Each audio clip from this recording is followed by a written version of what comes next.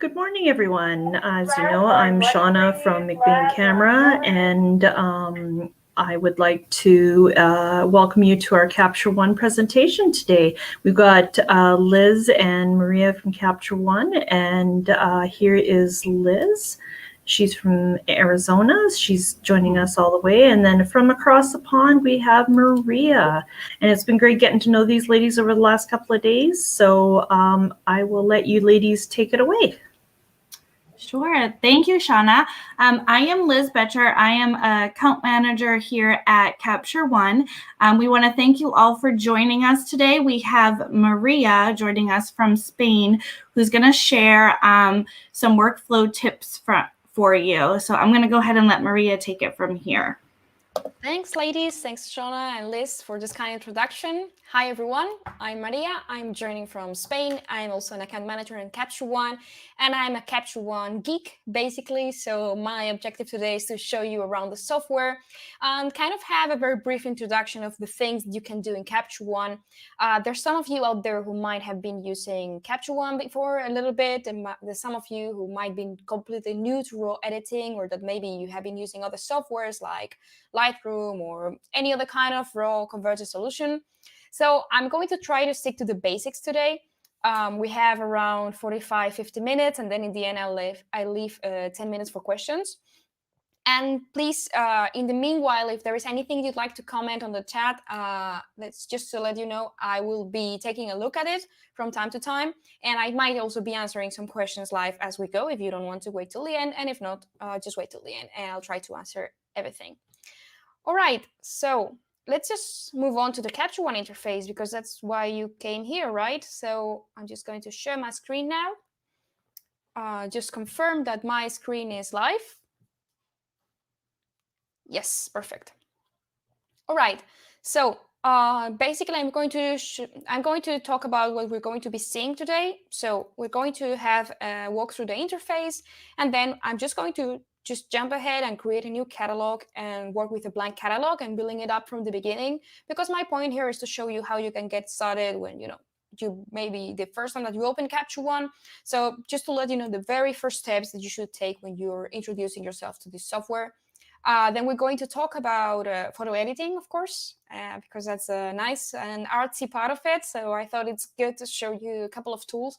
We won't have time for everything today, because Capture One is a very wide software, as some of you might already know. But I will try to show you some of the really cool things that I think that you should know. We're going to do it on a landscape, and then we're going to do it on a portrait. So it depends on your interest. You might be more into one thing or the other, but we'll cover both things today. And then, of course, I'll walk you through the export part of things, because, of course, we want to have a closed workflow that you can implement right away after this session. All right, so here we are at Capture One. Basically, what I have here is the preview of the file that I selected, of course. And then here I have some other files, so some thumbnails that I can move around with my keyboard arrows, something like that. And then on top, we have different buttons and tools. So here I have a toolbar with some of the basic cursor tools. So for example, I have the basic cursor tool, or I have the hand. And if I double click on it, I have access to 100% of zoom. I have also some other basic stuff like the cropping tool or perspective correction, brushing. We're going to talk a lot about masks and layers and brushing today. I don't mean to overwhelm you, but it's just so many cool stuff that you can do in Capture One when you just know a bit of the layer basics. And it's not complicated, I promise you. So we'll be on it in a second. We also have some other interesting stuff here. So before and after button, really important to have it at hand. We have a full view of before and after, or we can also choose the split view slider. You have a dynamic overview, just like so. And something else that you should know about Capture One is that almost everything has a keyboard shortcut attached to it, and it's also customizable, but the standard keyboard shortcut for this is letter Y. So Y will activate and deactivate a before and after preview. You'll see me toggling this on and off a fair amount of times today, because I think it's important when we are editing a photo that we don't lose sight of where we're coming from, because it's kind of easy to get lost in the between of a lot of adjustments, and we don't want to do that. We always want to keep in mind where we were coming from and try to improve the photo as we go in a natural way, in something that is kind of realistic, or maybe our brains perceive as realistic. We'll also talk about color perception a bit. There's a lot of stuff, right? So no worries. I'll try to make it as simple as possible so you can all follow. And here on the left side of the interface, you can see that we have some tool tabs, as we call them. And basically, they all follow a fairly logical workflow. So the first one will be library. And by switching between these tool tabs, we can have access to basically all of the tools in Capture One. So first one is a library. In this case, this is a catalog. We'll be working with catalogs today because I thought that will be more familiar to some of you, maybe if you have been using softwares like Lightroom in the past. So I thought to stick to catalogs, but there was also session workflow. I'll leave that for another day. Basically, here on the library, we have catalog collections, user collections, folders that we can also navigate in our computer. Kind of what we would do with Adobe Bridge, for example. We can like synchronize folders and try to put all of our folders into the Capture One interface if that's useful for you. We also have filters. I do tend to work a lot with star rating and filters, and I recommend you start by doing that when you create your first catalog into Capture One, because it's a very simple and intuitive way to organize your files without getting deep into things like keywords. Some of you maybe like keywords a lot. I don't tend to be really consistent with keywords, so I kind of do this and send some smart albums I will be mentioning in a second. But all right, this is just like the basic stuff for the library. Then we'd go to the tethered shooting tools that we're not going to be using today. Again, that'll be for another day, because I hope that this will be the first in many Capture One sessions in MagBay Camera. Once again, thanks to MagBay Camera and to Shona for organizing this whole thing. We're super excited to be here today. Then we would move along to everything lens correction, cropping, rotation, composition tools. Then we have color tools, exposure tools. I'm not stopping here a lot because we're going to be talking about all of these in a second. Then we would have everything regarding details, so sharpening, noise reduction, film grain. Then we have styles and presets. So basically just some preset adjustments that we can use to work in our photos, just like some film styles or stuff like that you can use. Oh, this actually looks quite nice, I think. It was totally random. Here we have everything concerning metadata. So internal metadata from the file, keywords, if we had any, we don't have any, but we could. And then we have the process recipes and export that I'm leaving for the end. So this is basically our interface. I know it might seem like a lot of stuff. It might seem like a lot of buttons, a lot of text. So there is also some kind of way to simplify things that I wanted to show you. So what not so many people know is that in Capture One, the interface is fully customizable. And if you don't want to go like super deep into creating your own interface, because that's kind of a geek thing to do, there is some pre-created workspaces that you might find useful. So here in the workspaces, we have, for example, a simplified one. This I recommend you to start with if you're completely new to raw editing and you don't really know what's what, because that will really simplify things. That will leave you only with 3 tool tabs: the library to organize your files, of course, styles and presets, and then basic tools like exposure, high dynamic range, clarity. And these are the basic tools that come into, I guess, any kind of image editing software. So this might be a good point to start with.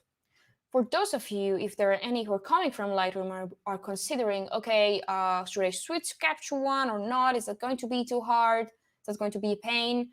You might find useful this migration interface.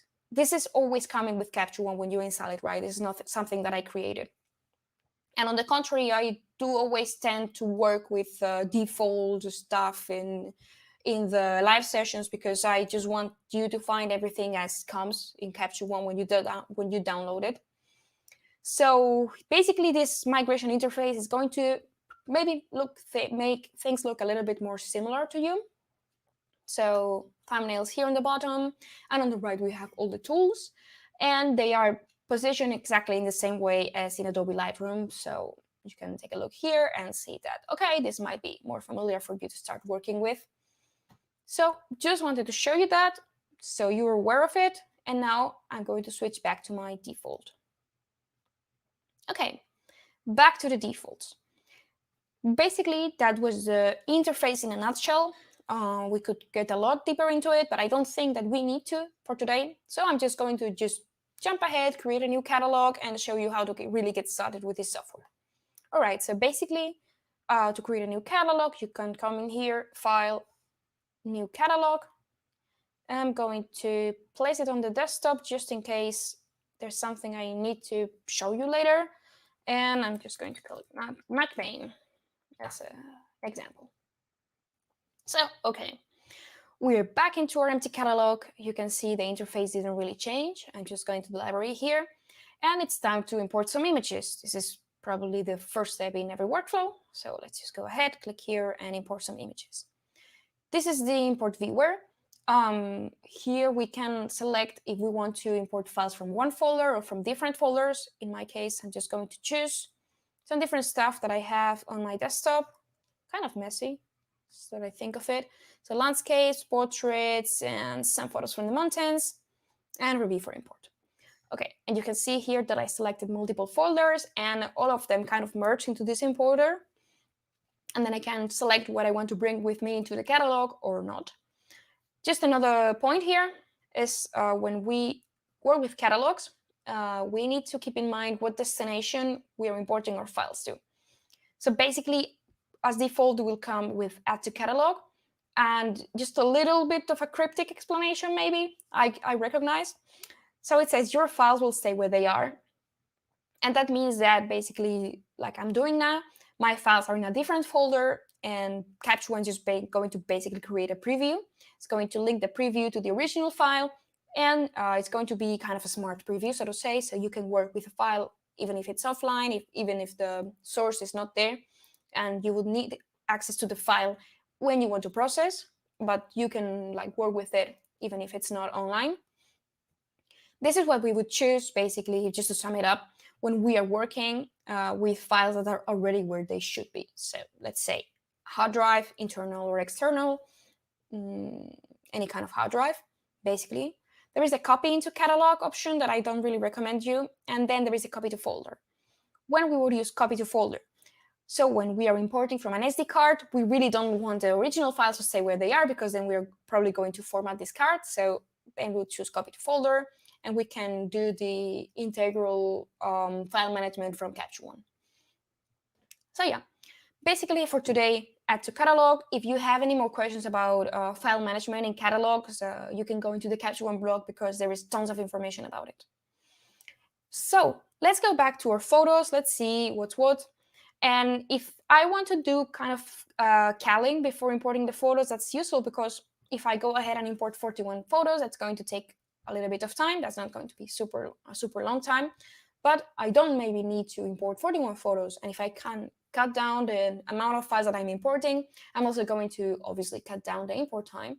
So for this, we have this import viewer, and then we can just play around with our arrows and select what we want to bring in or not. So for example, this I don't need for today.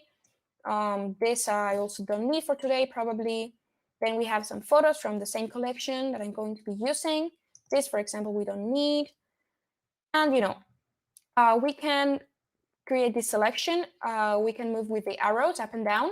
And then for toggling on and off, we have the spacebar. And I find this flow super useful, because it really allows me to select the files that I want to bring in or not. So for example, this one are super similar, so I'm going to be keeping it simple like that. I don't like this one either.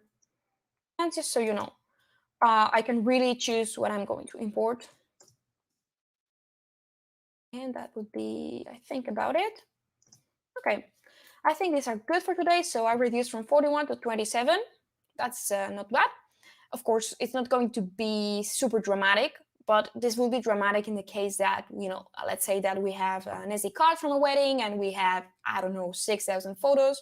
And I probably don't need the 6,000 photos, because I probably was shooting a lot in a row. So we don't need the photos that are exactly the same. So it's a way to really pre-select what you're bringing into Capture One.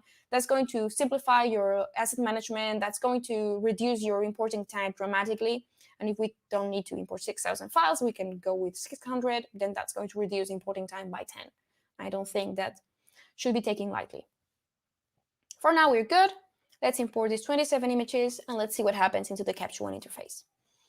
So you can see that some catalog collections were automatically created. This is always going to happen when we are importing into a catalog. So we're going to have everything into the recent imports collection. And then we can choose how we want to organize our files. In my experience, it's a good idea to organize files into albums when we are super new to catalogs. And then you might want to add some keywords and stuff like that. For today, I'm just going to try and keep it simple because I think it's easier to show just dragging images around.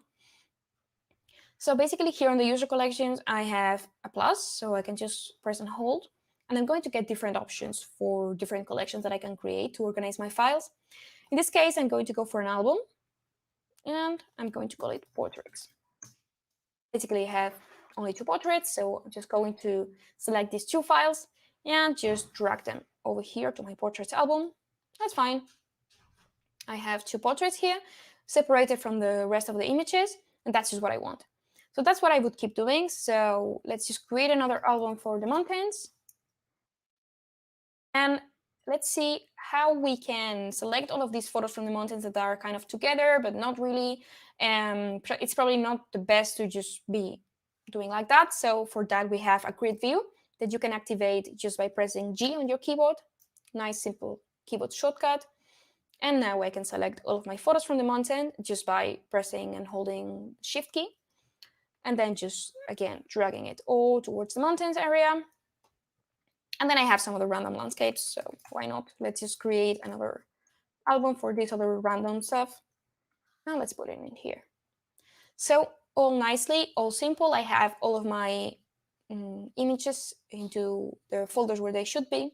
And just to let you know that this is a virtual organization. This is never going to duplicate your raw files. This is just previews, and then this is why you have it here in this album, but they're still in the recent imports collection because, as I said, just previews, they don't take any space, and it's just a matter of where Capture One is locating this internal information. But this is not duplicating your files. This is not creating any stress on your hard drive, so you can rest assured of that. Basically, this will be a way to start organizing files. And then there is some other thing I tend to do when I'm starting to work with a new catalog, which is creating a new smart album. And smart albums are going to organize our photos automatically according to certain criteria. So there is a simple one that I used, which is the color tag is green. And this I use to indicate to myself the files that are ready to be processed. So I'm just going to save it. And whenever I tag something green, let's just call this one, that is going to automatically appear in my album. And if I remove the tag, that's going to be moved away. So the reason why I do this is because sometimes I open a catalog and then I close it down and I don't come back to it in a while. So I want to just be sure what I'm doing, even if I might not be always remembering what I'm doing. So that's the reason. And then let's just move ahead and start working with color and light a bit. So I'm just going to choose, for example, this photo here. If I want to focus again on one photo, I can press G again, and the grid view will disappear. And I think that this is a good one to start with. So basically, what I do tend to do is to work first with light and then with color. And I created my workflow just like that, because I think it's just better to focus on the tools that some of you might already know from before. So I know that there is a lot of tools here. And I just wanted to let you know that you don't need to really understand what each of them is doing the first time that you open the software. I didn't either. So basically, stick to the tools that you know from other software. So you probably know the concept of exposure or brightness, or if you don't know exactly, you kind of know. So stick to the things that you kind of know, and you'll be fine. So in a way, we can just start to work with things like exposure. So if we take a look at the histogram, it's all a little bit towards the right. So we want to bring it back. So let's just reduce exposure a bit. Let's reduce a bit of the brightness too. And then that gives us a better starting point to work. That's probably now a really bit desaturated. So I'm just going to bring back a little bit of the saturation, just like so. Until now, all fairly simple, right? I think that all of you will be able to follow that. If not, just pop it in the chat and I'll try to explain a bit. Then we would have the high dynamic range tool. And it might be silly, but it's one of the tools that I find the most useful in Capture One, because it allows you to recover a crazy amount of information in a supernatural looking way.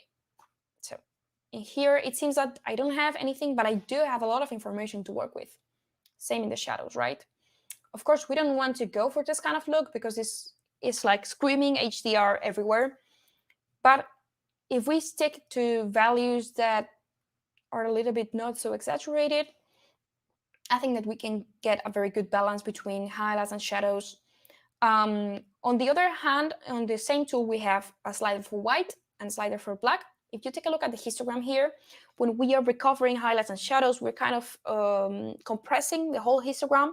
That's meaning that we don't really have anything that's actually black, and we don't really have anything that's actually white.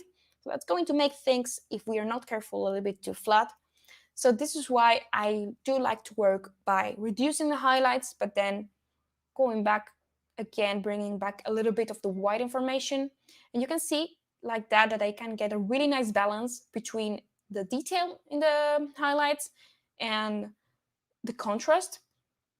Of course, we can also work with the contrast slider. We might want to. And then with the black also again, I'm going a little bit, like the thing is, if you're putting down the highlights, you're increasing the whites, and if you're putting up the shadows, you're decreasing the blacks, and you kind of find your balance between those points. But this is my experience, this is my way to work. I would always pull it in different directions. If we are still a little bit too flat, we can work a bit with the contrast, just like so. And I think it's important to start looking at the before and after here. So before, after, not doing bad at all. Maybe it's a bit too dark, so let's just go up on the exposure just a little bit. I think that this is a very good point to start with. We have, on the other hand, if we continue moving down, you can see that it's all quite logical too. Even if it's a lot in the beginning, it's all quite logical. So the next thing I would do is add some clarity. Clarity is going to give us very vibrant midtones with a little bit of punch and volume and tridimensionality, so I really like it. But we need to be careful with what we're doing with the clarity, because if we go too far, that's going to first of all create halos, and that's going to look a bit too artificial. So that's a lot, but you can get the idea of the effect of clarity. So maybe around 50, you're going to see that we have a feel of volume. We have brought some detail back on the clouds. And I think that's just going to work really well for this photo. So that would be, again, before and after. And on the other hand, we have the dehaze slider. And I'm just going to use it because I want you to see how it works. But in this case, I would even be increasing the haze, because if we think about this image and what it represents, it's like a wintry landscape, and we have all this fog in the mountains, and we might like the way that the mountains look. So it might be that we want to add more haze and not the dehaze, but let's just see how it works.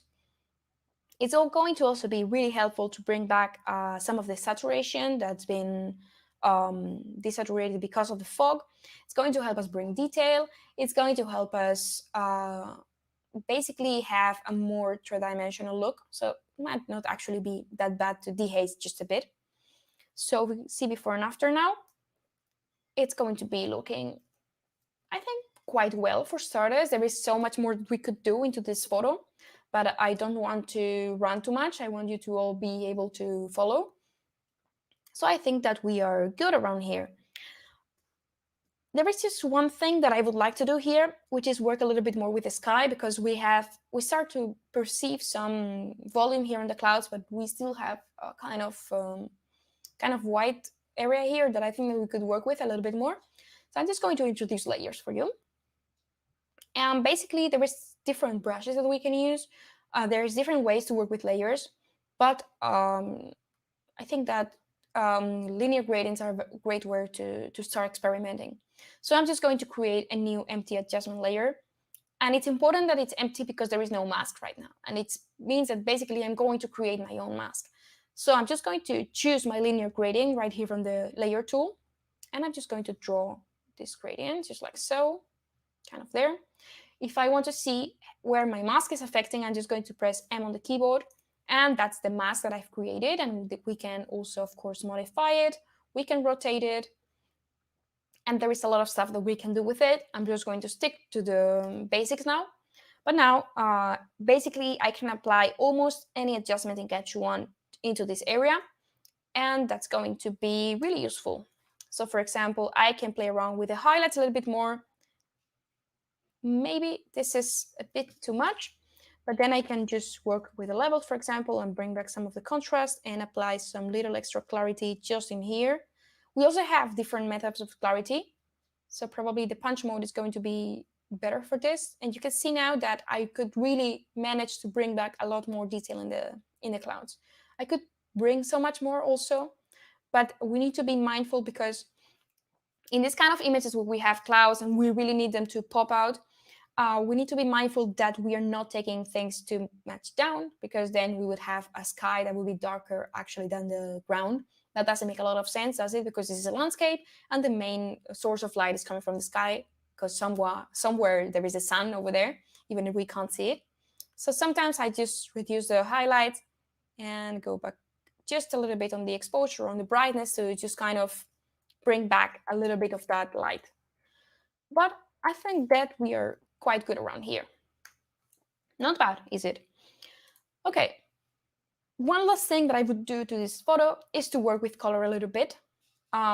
Maybe we can use a little bit more of saturation, actually, just like so. And there is different tools in Capture One that are going to allow us to work with color in a very intuitive and effective way. And I'm going to introduce the first one. I'm going to name this layer because I'm just going to create a new one and I want to be sure of what's what. So basically, we created now an empty layer and we then created a mask with a linear gradient. That was simple. So I do tend to work with layers a lot in order to kind of establish a workflow of what adjustments are where. So I try to keep my main adjustments on the background, my light and contrast adjustments on the background, and then I work with color in a different layer. The reason why I do this is because if we go too far with some of the adjustments, or for example, with the color grading, we can just toggle down the opacity just a bit. Like for example, in here, if I feel, okay, this is looking good, but I went a little bit too far, I can just reduce opacity a bit and kind of stay in any point in the middle. For example, this might actually look better at 85%, so why not? So this is why I work with color in different layers. So here I'm going to create a new fill adjustment layer.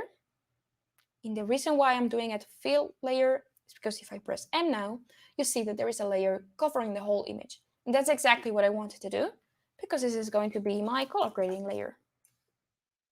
So now that I'm sure that this mask is going to affect everything, I'm going to move on to my color grading tools. I have the color editor that we'll be introducing in a moment, and I have also the color balance. The color balance is probably my favorite tool in Capture One because it's simple, it's intuitive, it's powerful, and I really like it. So we have three-way mode, and that's allowing us to split shadows, midtones, and highlights. And that's going to allow us basically to do different tints into different parts of the images. So something that I found that I really usually works is to create a cooler tint in the shadows and a warmer tint in the highlights, because it's kind of simulating the way that our brains perceive reality, even if it's not super accurate, basically. But it's going to create a natural feel and something a little bit more to play around with color. And also, I'm doing this in the way that we are sticking in the color wheel with the complementary colors. So basically, the colors that are opposite in the color wheel. So for example, let's just say that I want blue on my shadows. So I'm just going ahead and selecting blue. Maybe I can just make this a little bit bigger so you can really see what I'm doing here. Another thing in Capture One is that you can basically destroy the whole interface, play around with stuff, put tools out or not, and it's going to be always doable. So choosing blue for my shadows, I chose the tint, and now I'm just going to increase saturation and see what it's doing. You can see that I can go as far as this. In this case, I think that's super a lot, but let's just work around, let's say, half of the wheel. And that's already looking a little bit more personal if you want. But it's kind of looking a little bit too cold. So what I do now is I'm going to select exactly the opposite part on the highlights. So working with a kind of yellowish, orangish tint. Just going to increase the saturation of this tint. And that's going to allow us to compensate the coolness in the shadows. And I think color is a very subjective thing, so you might be terrified by what I did, but I really like to work it this way. So I'm just showing you the technique, and you can decide how you want to apply the colors. But I really think that this looks a little bit more, probably the adjective is personal, because if we're just sticking with this is like the camera way to interpret things. And we might want to do super loyal interpretation of reality, or we can just try to get a little bit more creative. Of course, up to you. So probably just do around there. And let's just go down with opacity around 70%. That's probably going to look good. And I'm just going to put this back on the tab so you have a full view of what I'm doing. So I think this would be a fairly decent edit for this photo, even if a fast one. But you can see this is where we were coming from. This is where we are at. And the thing that you need to look at when you are doing this kind of edit is, where is the contrast? Where is the detail?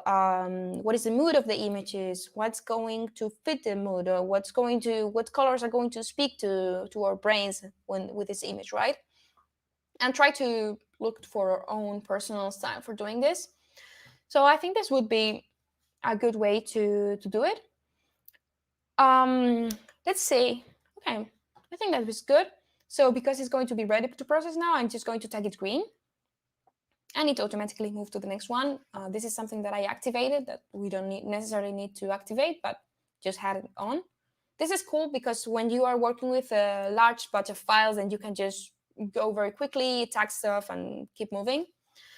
Let's see. This is actually the case that I have different photos from more or less the same day, same atmospheric conditions, and same stuff. So basically, it's very normal that we want to or need to apply the same adjustments and the same mood to same images in the same time.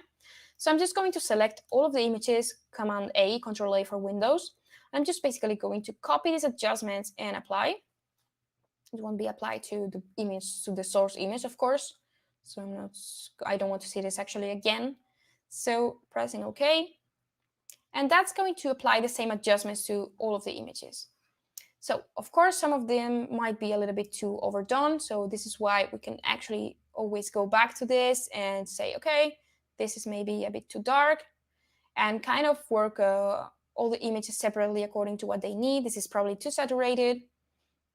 Normally, I would really do this in a different layer. Sometimes I don't, because I wanted to simplify things. But you can see how basically everything's fitting on the same mood. So something around there.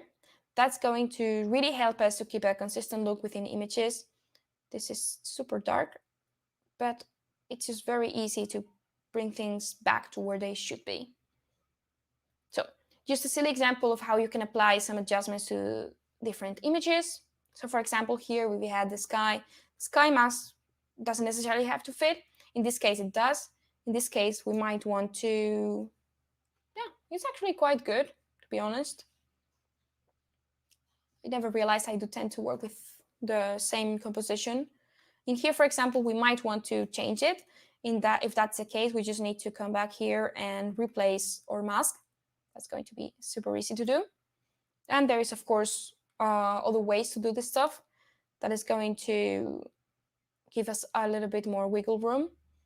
But I think that this is just with the basic tools, and I try to do this in the way that you would all get what I'm doing. So I think that this is good for the landscape edit. Let's just move ahead to the portrait, if you like, because the flow is going to be a little bit different. I'm going to work with this one for today. Basically, I always start by doing the same. Then I'm really going to work with the brushes a bit on this photo, because for portraits, I really do tend to think that it's better to apply simple adjustments on different layers than to apply all of the adjustments together in one layer, as I did in the background before. That has the advantage that you don't need to work with layers, but it has also a disadvantage, as you saw, that if I want to reduce some of the adjustments, I really need to go one by one. While if we do it on a layer, that's going to allow us to just instantly reduce opacity. So in this case, even if this is not a batch, just for you to know how I would normally do this, I'm just going to, before touching any adjustments or anything, I'm just going to start with a new fill layer. The fill layer is the one that I use for color grading. So basically just a layer that covers the whole image. And that's going to be my base. In this case, what I want to do is I want to increase contrast a bit, and I want to get rid of kind of this magenta dominant that's probably coming from the red background. So let's see how we can do that. In this case, to work with portraits, I really do prefer working with curves. The reason behind this is that it gives you a lot more control and flexibility. I know that curves are a bit more for advanced users or like medium power users. So you don't necessarily need to do this, but there is something that's really cool that I wanted to show you, which is the Luma curve, actually. So if we were to work with the RGB curve, which is basically the standard curve that we get in all raw editors, and we create some kind of a dramatic curve like so, with a lot of contrast, you can see weird things happening over here. Because when we work with the RGB curve, not only in Capture One, but in any software, we're working with the 3 different color channels separately. That's going to create some unwanted red dominant because it's going to affect more the red channel than the blue one, for example. That's going to create a red weird look, especially in the skin. It's not going to be super flattening. So what I'm going to do is I'm going to clone the variant, just going to reset this one. And instead of working with the RGB curve, I'm going to work with the Luma curve. So I'm going to create also something really contrasted like so. And if we compare them side by side, you can see that we have a much more natural look over here. It might be a little bit too desaturated, but then I can just really work with the saturation in a controlled way, in a way that all of the colors will be saturated equally and not just going crazy on the reds. So for portraits, I think that the Luma curve is one of my favorite tools in Capture One, and it's really killing it. So just bringing back a little bit of the saturation, and you can see that we have now nice skin, nice contrast. Just probably need to bring back a little bit of the shadows again, just like so. And I think that this is a really good base to work with. The only thing I want to do now on this base is to work with the white balance that we haven't used before. Basically, the white balance is going to give us the base look of color into our image. In this case, I can really see that there is a red dominant coming from the background. So I'm just going to move things towards a little bit of the cool area.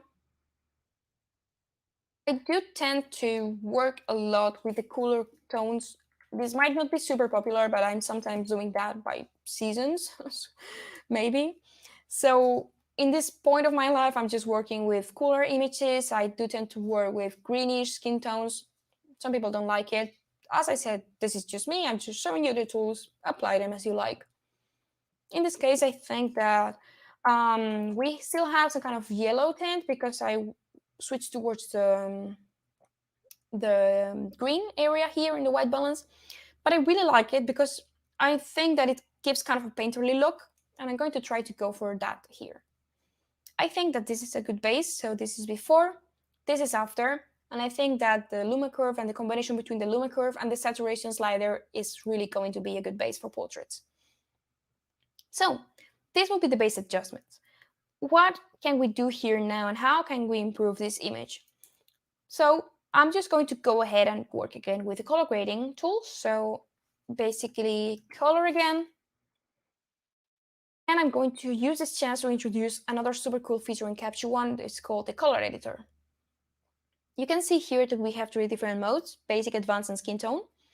And the basic ones, if you have worked with Lightroom in the past, you can see that we have also these pre-made color patches. So if we wanted to work, let's say, with green, then we would just select green and play around with hue, saturation, and brightness. In this case, what I want to do with color is, I really like this red background. I think that it goes nicely with the green eyes that I'm going to try to highlight a bit more in a moment. But I think that the background is kind of too saturated, kind of too bright, and it's not, it's taking a little bit too much attention from the model, who is fantastic. So if I wanted to do this with the basic editor, and let's just say I just wanted to desaturate the red background, and I just take down saturation like so, that's going to create a little bit of a problem, because there's also red on the skin, there's also red on the hair, and it's going to create a super weird effect. If we were working in Lightroom, for example, and we wanted to select this color, we couldn't actually do it because we just have the basic one, and what is selected, and you can't play around with that. But fortunately, we are in Capture One, so we have the Advanced Editor. What the Advanced Editor, what it's allowing us to do is to really create a refined color range to work with. So instead of just working with all the red areas in the images, we can just really be concrete and precise in what we are doing. So I can just take this dropper, select any point in the background, and then I'm just going to click here to view the selected color range. And we see that we still have kind of the same problem. We still have a really wide range selected. And if we did this just like so, we'd have kind of the same problem. So what I'm going to do instead is to work with this color range that appear in the color wheel. I'm going to be focusing on the saturated part of things just by moving this selection in the color wheel. I'm going to be really able to focus on the colors that I want to use. So just like so, I can be super precise on what I'm doing. And now that I selected just the part of the image that I want, I can now go down a bit on the saturation, and I can go down even of the brightness just a bit, just like so. And if we take a look at the before and after of the layer, that really did the trick for me. And that's enough. I don't really want to create a really dark background. I just wanted to toggle it down a bit.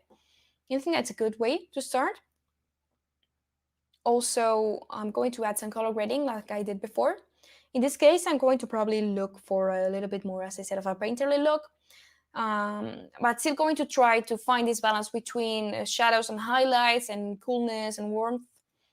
So in this case, I'm going to gravitate a little bit more towards the cyan or even green.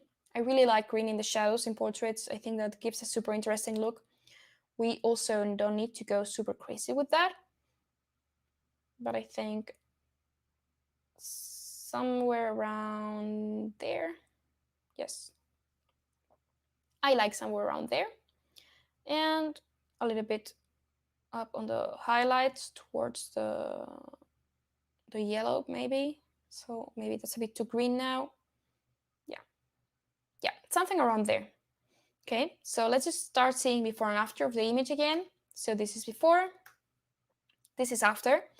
I think that it really improved in the matter of contrast and volume and color, of course. But we also have now very dark eyes. And when we are working with portraits, we normally don't want the eyes to look super dark. We, on the contrary, want the eyes to really pop and feel the look into the camera. So what I'm going to do now is I'm going to work with layers in a bit of a different way. I find this way super intuitive and creative, and this is why I wanted to share it with you today. You might think that it's a little bit more of an advanced feature, but I think it's so intuitive that you'll be able to catch up really soon. And this feature is called style brushes. I'm not going to work with my custom brushes. I'm just going to work with what is built in from the moment that you download the software. And I do love to work with these. Just to mention that I'm working with a Wacom tablet with a pen, as you can see here, but you don't necessarily have to. You can also wear your mouse, and that's going to be just fine. I'm just going to expand all of this here so you can see what I'm meaning by style brushes. Basically, it's a collection of brushes that are going to allow us to work in layers with some different pre-made effects that are going to be more than enough in 99% of the situations to work with portraits as well as with landscapes many times, or with basically any kind of image. So if I want to give some extra brightness in some parts of the skin and in the eyes, I can just basically take my dodging brush that is pre-made here. I'm just going to select this brush, and you can see that the Capture One already selected the brush tool. And if I take a look at the brush settings by right-clicking on the image, you can see that I have very low hardness, like actually 0, and a low flow. What I mean by a low flow is that it's going to work just like a pencil. So I need to brush multiple times on the same area in order for the mask to cover the area and in order for the effect to really show up. So don't worry if it's not showing up instantly, it will come. So for example, I say I want to draw a little bit more light into the eyes. So I'm just going to start brushing here into the eyes. And you can see that step by step, this light is starting to appear. And what Capture One did under the hood, and not so under the hood actually, is just created a new layer that it's called just the same as the brush. And if I toggle it on and off, you can see now that it's actually having some effect. So I'm able to bring back some of the light on the eyes. And just like so, I can use it for dodging and brightening and burning in general. So when I do dodge and burning in Capture One or in any other software, I basically try to work with the pre-existent light and shadows. So I think that if you do it in this way, it will look much more natural because we're not making up anything. We are just enhancing what is already on the image. So I'm just going to try to work a little bit on here. It's going to really help us to make the eye look brighter just a bit. And on the other hand, I'm just going to be showing you how I'm just working with the areas that are already light, just like so. Just a little bit on the lips, for example, to really try to enhance this volume here, just like so. So you can see that I'm just playing around with what is really already in the light. And we can have dodge and burning without burning. So let's just go ahead and grab the burning brush. You see that this is super intuitive, or I think that this is super intuitive, because what do you want to do? You want to dodge, so okay, just take the dodging brush. You want to burn, okay, take the burning brush. Just like so. I took the burning part, so this is going to darken actually. So the parts that I'm going to darken are actually the ones that are already on the shadows.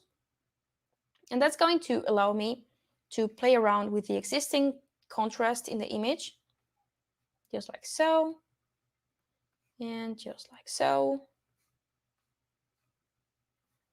I also like to do a little bit on the eyebrows, just like so.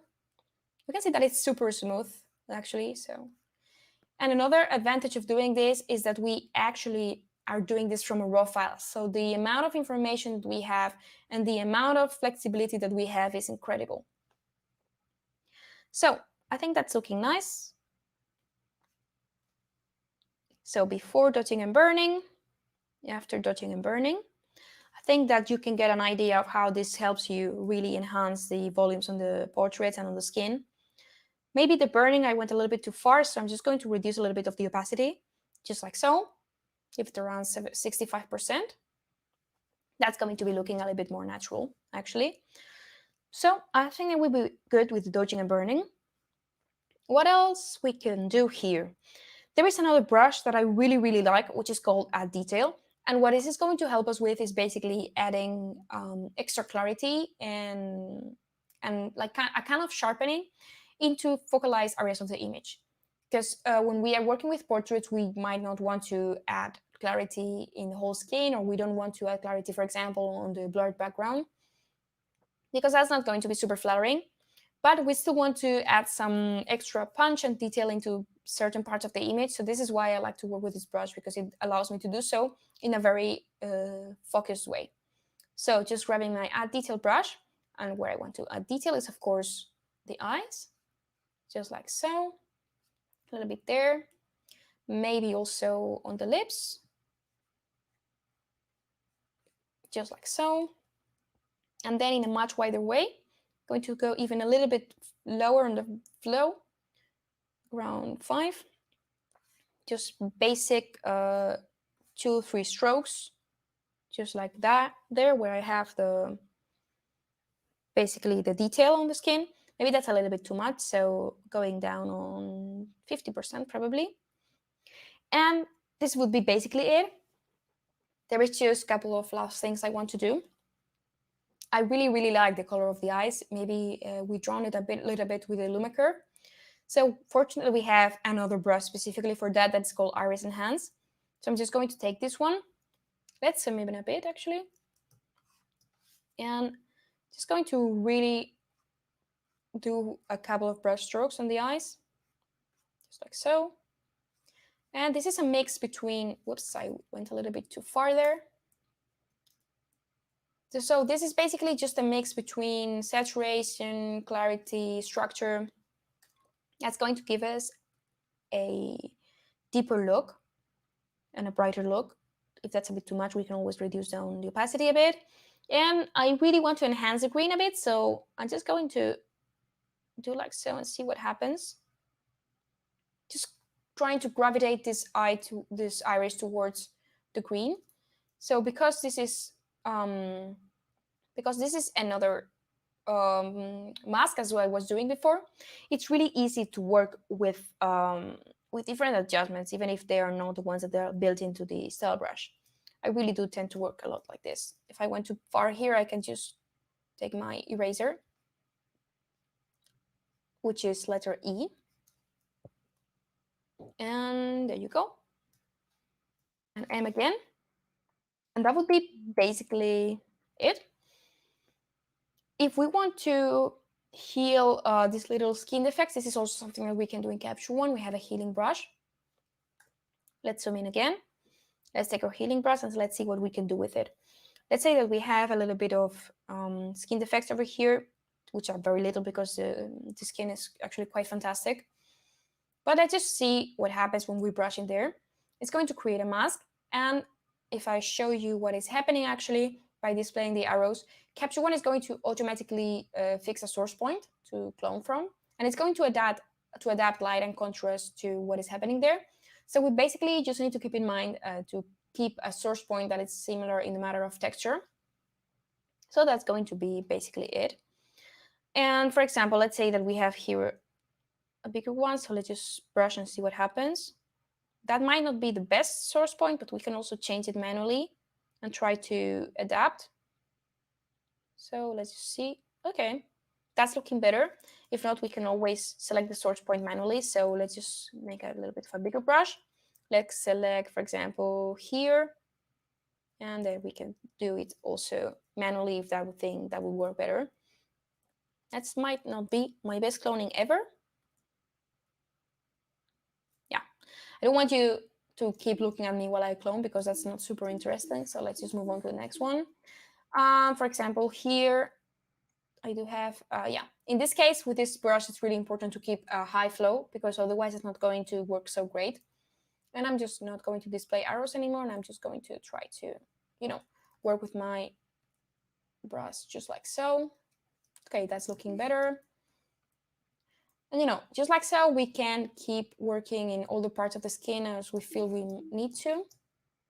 So here, for example, I'm just taking also a source point that looks very similar in the matter of texture, and then the Capture One will just adapt and do the rest. So something like there. And for example, here I have a hair crossing the face that might not be super nice to look at. So I can also clone this bigger thing. Yeah, that's not my best day for cloning, actually. Hope you can forgive me. It's kind of late where I'm from. But yeah, you get the whole idea, right? Okay, so that would be before and after. As I said, not my most brilliant cloning work, but I think that just for an example of how to do the trick, that would do. And basically, this would be done. So I tag it green.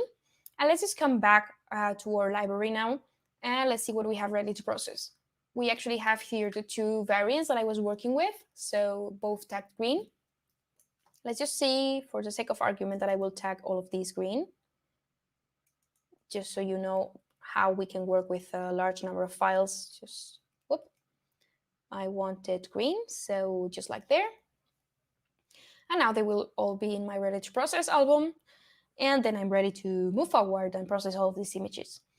In order to process with images, we will go all the way until the last tool tab, where I have what we call the process recipes. And process recipes are also like preset recipes that are allowing us to really automate what is happening with the files. So for example, let's say that I want let's see what we have here.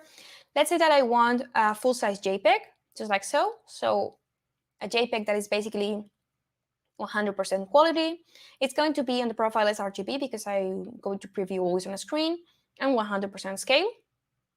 Now let's say that I also want to have an Instagram optimized JPEG. So in here, I would set a compression of 80% and a maximum width of 1500 pixels. Fair enough, right? And there's usually the times when we need to process the same files with different adjustments or different sizes. So just for you to know that in Capture One, you can just basically select all of these process recipes, and you can select as many as you want, and it all will be processed simultaneously. So where do I put these files? I'm just going to choose desktop for today. Don't do this at home, kids. And let's say I don't want 1,000 photos coming into my desktop randomly because there is already too much random stuff there. So I'm just going to create a subfolder called map pane, for example. And I also don't want this to JPEGs mix. So this is why I put here to create a subfolder called Instagram into the output recipe. And in here, I just say full size, but I can also not put anything on it. And then it will just go into my output, like normal output location, right? So just like so, I could work around with naming and stuff like that, but I don't really feel like I want to do this now. So I'm just going to select all of the files again, Command A, Control A for Windows, and click on Process. So Capture One is going to process all of these files. It's not going to take probably as long. It just likes to panic when it's live streaming, but I promise you it won't take 2 minutes. You can see it's reducing now. And let's just see our desktop and see what's happened there. This is the old catalog. Okay, so this is the plain desktop, but these are probably just around here. Yeah, it's on my other screen. So I have MacBane here. Let me come back to you. Okay. Okay, so you can see that Capture One already created this folder called MacBane. So if I click in here, you see that I have this folder where my files are starting to appear. And I also have the Instagram files here. So just like so, I would have everything ready for Instagram. I think that I have something like a output sharpening or something like so. I don't usually do that, but just for you to know that you can include output sharpening for screen or for print when you are using Capture One. That is sometimes useful. As I said, I don't really use that a lot, and I don't have it here. So here is looking much more natural, which I really prefer. But yeah, this would be the way to process in Capture One, and you have a lot of flexibility. It's really fast processing, so it's something good to know. And it finished, basically. So that is basically everything that I wanted to cover today, and I'm really a little bit short on time, but I will leave some minutes for questions and answers. So let me know if you have any, and if Liz and Shauna are still around, just let me know what you think. Maybe you have some questions. So all ears.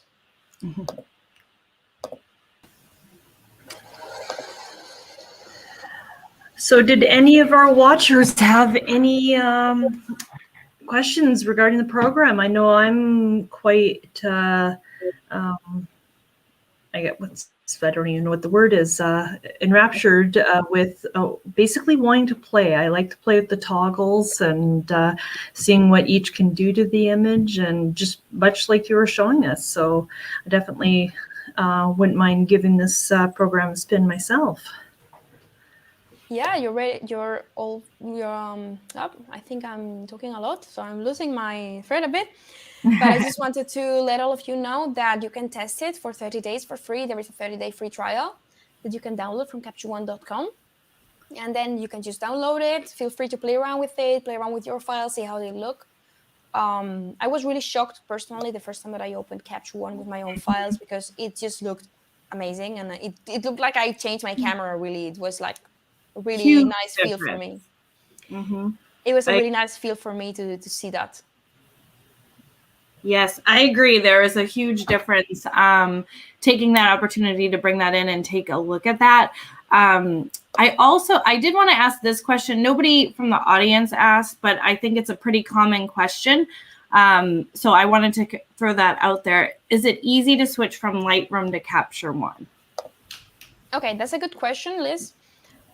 This is not agreed upon, right? Okay, this is a real question. So when you are working with a system, I'm not going to lie to you. There is going to be an adaptation process that you need to keep in mind. Like, it's not going to be like, okay, so everything's here and it's like I never changed a thing. Because also, if you're changing, that's for a reason. Maybe it's because you need a little bit of extra accuracy in your tools. Maybe it's because you want to be a little bit more creative with some things that Capture One offers that other softwares don't do. So there's going to be an adaptation process. The good thing is that we're trying to make that as simple as possible. So with things like catalog imports, you can import your Lightroom catalogs into Capture One and keep a fair amount of information. So what you're going to basically keep is basic adjustments like exposure, cropping, brightness, contrast, all of the basic stuff. And most importantly, for most people, is metadata. So you're going to be able to keep all of your collections from the Lightroom catalog, color tags, star ratings, keywords. So basically all of the catalog structure and organization that you've been building over the years that you're going to bring into Capture One. And that's really helpful to start with. And what I recommend to people who are switching from one software to the other is, as I said before, stick with the tools you know. You don't need to jump into the color balance straight away if you didn't have this in Lightroom. So start with the tools you know, and once you feel confident with that, you are free and ready to explore all of the other tools. Like if you're not so used to working layers, just start with what you know and start building over this base. I think that's most important. We do have a couple of questions that just popped into the chat. First one is from Bill here. I think this is something that I might be able to answer myself, but if you guys have got any input on this, by all means. So Bill, the Express version is basically conceived as something to get you started with your new camera. It's available for Nikon, Fuji, and Sony. For those of you who don't know what the Express version is, it's a free version that you can use with Fuji, Sony, or Nikon. And it's true that it's like a help to get started with your new camera. But there is some of this stuff that we talked about today that's unfortunately not available on this free version. So for example, you can't put layers, no power brushes, neither because it's you have a color editor, but it's only the basic one. So you don't have the advanced color editor that I use today to kind of really select the red, the different tones of red. There is some of the stuff like feathering that is also not available. I think that the color grading tool is also not in Express. So just like a thing to get started with, and if you really want to get creative, you might want to consider moving on to the Pro version. It's also available for Sony, Fuji, and Nikon at a reduced price point. Maybe, Shona, you want to also comment on pricing and the promotion that we have going on? Yes, right now Capture One, because we have the Capture One Pro 21. And right now Capture One is 25% off for the month of July. Am I correct on that, Liz? And right now, Capture One Pro 21 is $299.99, and it's regularly $399.99. So that promotion is on until July 31st, 2021. Yes. Okay, and so our second question that came in, let's just bring that up, is from G here. Okay, so I'm glad that it helped you, first of all. Really, really glad. Yeah, that's great. Really interesting question. Can the skin tone tool be used for balancing colors in a landscape? And the answer is yes, absolutely. And it's something that is super useful. I know that the skin tone tool can have a kind of misleading name, but the good thing about it is that you can use it for basically anything that you want. And you can even go as far as using it for kind of grabbing everything or grabbing everything within a mask and trying to gravitate everything towards one concrete, precise tone by moving the point in the middle of the color selection. So it's a super versatile tool, and I hope that I do have the time to speak more about it on the next session. And was there any other questions that anyone has had or popped up? I know I asked one question, and that was regarding is if people are using like programs like Nik Software or Topaz, whether or not they're compatible with Capture One. And you'd mentioned that Nik Software definitely was. It is. There is a plugin that is allowing you to use Nick collection to kind of give the final look to your images from Capture One. I know those sometimes are nice filters to play with, so can definitely add an added dimension to the image, whether it be portrait or landscape. So I don't know how many others in the chat are aware of Nick or Topaz, but they are also really universal softwares that are compatible with Capture One and a lot of other programs, and so they're fun to play.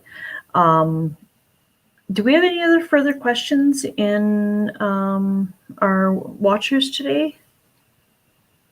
It doesn't seem like. Okay, well, if you guys do have any further questions, feel free to reach out to any one of us. I'm very easy to get a hold of through workshops@mcbeancamera.com, and I'll be more than happy to answer these questions. And if I don't know the answer, I'll definitely reach out to Maria and Liz and see if I can get those answers for you.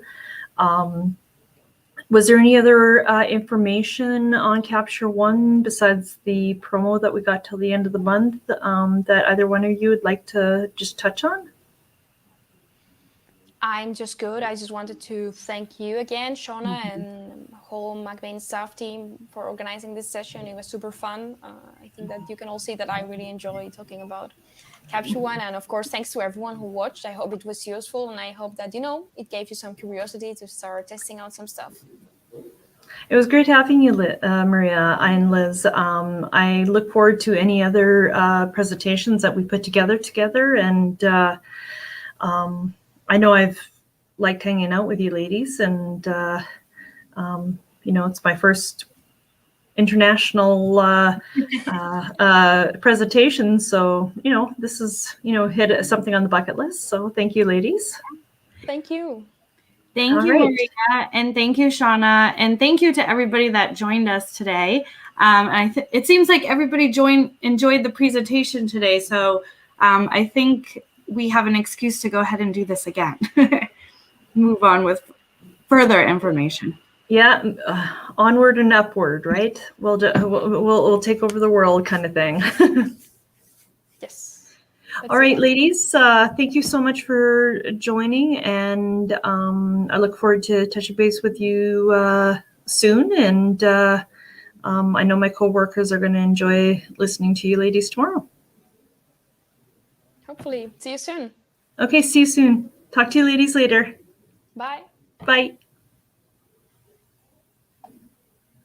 Thanks for joining today, everyone. I really appreciate you hanging out, and I look forward to any further questions you guys may have and trying to answer those. Like you guys, I'm fairly new to the exposure of Capture One, so I hope I get the opportunity to play and be able to have a little bit more knowledge to be able to bring it to the table if you guys have any questions. And I look forward to seeing you guys next time at our next presentation. See you guys next time. Later.